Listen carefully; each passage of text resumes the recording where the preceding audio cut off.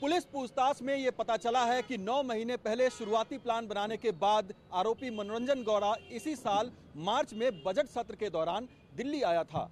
पास लेने के बाद उसने संसद भवन की रेकी की। रेकी के दौरान मनोरंजन को ये पता चला कि किस गेट पर जूते की जांच ठीक से नहीं होती है। जुलाई में आरोपी सागर शर्मा लखनऊ से दिल्ली आया, लेकिन वो संसद भवन के अंदर नहीं जा पाया। हालांकि उसने संसद भवन के बाहर रेकी की थी। ऐसा लग रहा है कि इसी के बाद आरोपियों ने जूते में स्मोक स्टिक ले जाने का प्लान बनाया। सिर्फ जूते नहीं, आरोपी ने सॉक्स के कलर का भी ध्यान रखा था। एफआईआर के मुताबिक सागर ने लाइट खाकी रंग की सॉक्स पहने थे। पुलिस जांच कर रही है क्या खाकी रंग के सॉक्स सिक्योरिटी को चकमा देने के लिए पहने गए थे, क्योंकि ये सॉक्स पुलिस यूनिफॉर्म में पहनने वाले सॉक्स जैसे बताए जा रहे हैं। पुलिस की एफआईआर से पता चला है कि सागर शर्मा ने अपने जूते मॉडिफाई करवाए थे। मतलब कुछ न कुछ उसमें उसने ऐसा करवाया जिससे कि उसका जो मिशन है वो कामयाब हो। जूतों में स्मोक स्टिक रखने की जगह बनाई गई। सागर शर्मा ने ये सब कैसे किया होगा, ये जानने के लिए टीवी 9 भारतवर्ष संवाददाता प्रीति श्रीवास्तव लखनऊ के मौलवीगंज की गलियों में पहुंची। यहां जूते बनाने वाले कारीगरों की दुकानें हैं। हमारी संवाददाता ने जूते बनाने वाले कारीगर से बातचीत की, उनसे पूछा कि क्या ऐसा जूता बनाया जा सकता है जैसा सागर शर्मा ने 13 दिसंबर की घटना वाले दिन पहना। हमारी एक्सक्लूसिव रिपोर्ट है। अगर मैं चाहूँ आपसे कहूँ कि ये मॉडिफाई करने में ये इस तरीके का कुछ इसमें जूतों में इंसर्ट कर दीजिए जो दिखे नहीं, तो क्या ये पॉसिबल है? देखिए ऐसा है, अनलीगल काम तो बहुत से हो जाते हैं, ये आप भी जानते हैं, लेकिन ये इतना मोटा पाइप नहीं लगता था। ये या तो जो आदमी बनाता होगा वो कहीं स्पेशली बनवाएगा, इतना मोटा इसमें लग ही नहीं सकता। देखिए ये हम लोग लगाते हैं, गली कहाँ है ये देखिए, इसके ऊपर ये रुकता है। लेकिन बनाने वाले कुछ भी कर सकते हैं, अनलीगल काम करने वाला कुछ भी कर सकता है मैडम। अब ये इसमें तो लग ही नहीं सकता, या तो फिर स्पेशली कोई जूता बनाने वाला हो जो यही काम करता हो वो तो कर सकता है, नहीं तो हम लोग तो सिर्फ ये लगाते हैं। देखिए ये इसमें लगा, ये देखिए कंप्लीट हो गया। अब ये सिर्फ इसलिए होता है कि ये मुड़े नहीं। अंग्रेजी का एक शब्द है बड़ा इंटरेस्टिंग, उसको कहते हैं out of the box thinking. हम कहां कह रहे हैं, इधर आइए जरा, हम कहां कह रहे हैं कि जूते के सोल के अंदर ये लगाया गया था। हम कह रहे हैं कि ये जूते में लगाया गया था।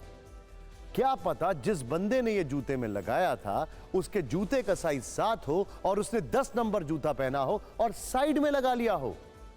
ये पॉसिबल है और इसको देखकर लगता भी ऐसा है। ये संभव है, it is very much possible. आरोपी सागर शर्मा के जूते के बाद संसद सुरक्षा कांड में सागर की सीक्रेट डायरी की एंट्री हुई है। सुरक्षा एजेंसियों ने सागर शर्मा के लखनऊ वाले घर से एक डायरी बरामद की है। आपकी टीवी स्क्रीन पर ये उसी डायरी के कुछ पन्ने हैं जो टीवी 9 भारतवर्ष को मिले। एजेंसियां पूरी बारीकी के साथ इस डायरी का एक एक पन्ना खंगाल रही हैं। सागर के खिलाफ जांच का दायरा बढ़ता जा रहा है। मामले में यूपी एटीएस की एंट्री हो चुकी है। एटीएस भी इसकी जांच करेगी, क्योंकि सागर की डायरी के पन्नों पर जो लिखा है उससे बड़ा राज बाहर आ सकता है।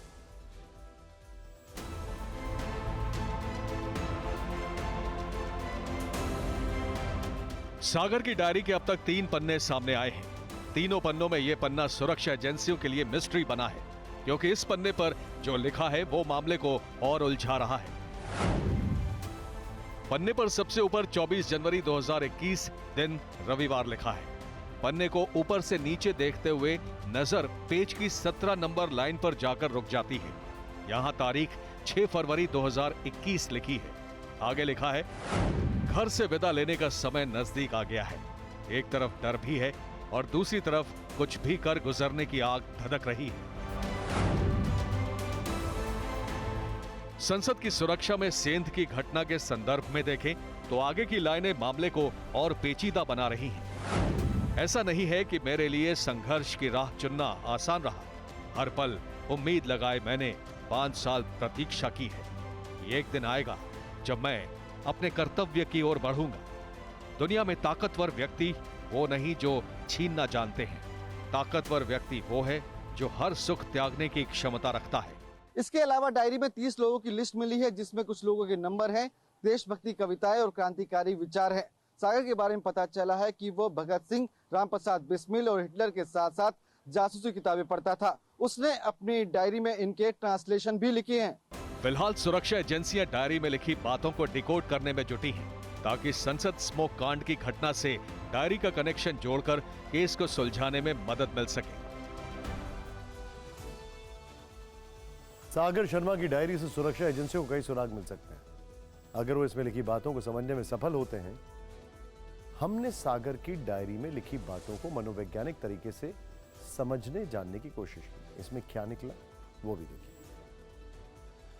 तो डायरी में जो इन्होंने लिखा उससे यही संकेत मिलते हैं कि ये कहीं ना कहीं फ्रस्ट्रेटेड थे सिस्टम से, ग्राउंड से, और क्योंकि कुछ चल नहीं रहा था तो ये उस तरह की भावना, एक देशभक्ति की भावना को अपने अंदर उज्जवल प्रज्वल कर रहे थे, जिससे ये कहीं ना कहीं पूरे देश को एक मैसेज दे सके, एक मैसेज जो इनकी लैंग्वेज में क्रांति का था।